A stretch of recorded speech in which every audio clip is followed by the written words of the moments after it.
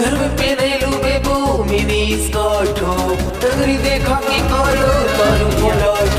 Music by Kundan Singh. रखो ठाक के तू अपन जवनिया दिखा देलू पतनिया हो पिन हटाई तो जीन्स टॉप घूमेलू बजरिया घूमेलू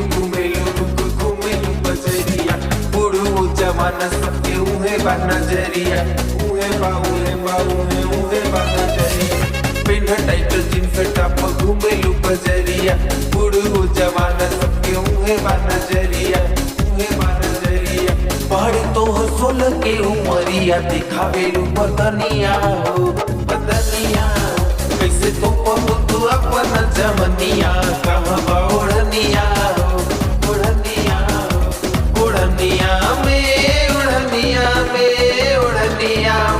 रखो ढाक के तू अपन जमनिया बबुनी ओढ़निया में अरे मार मुझे मुसकी जमनिया कम डाले दुनिया में कैसे तो तू अपन जमनिया कहाँ बा ओढ़निया हो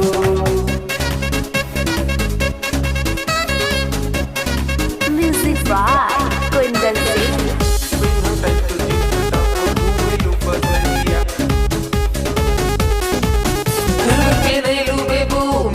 स्कर्ट हो डगरी देखा कि करो तारू पलट बने गई सब का दिलेवा की जाने हो न जाने कितना के ले लू पराने हो चांद भी दीवाना तोहर रूप के मिसाल बेबू सूट सलवार में तू लगबू कमाल जब से दिखनी है तो के उठे मन में सवाल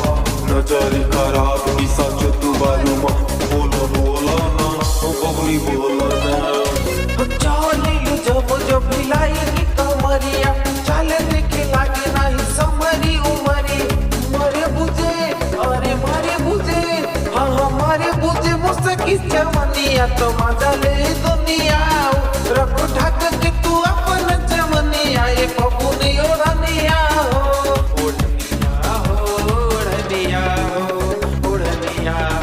कैसे ढाकबू तू अपन जमनिया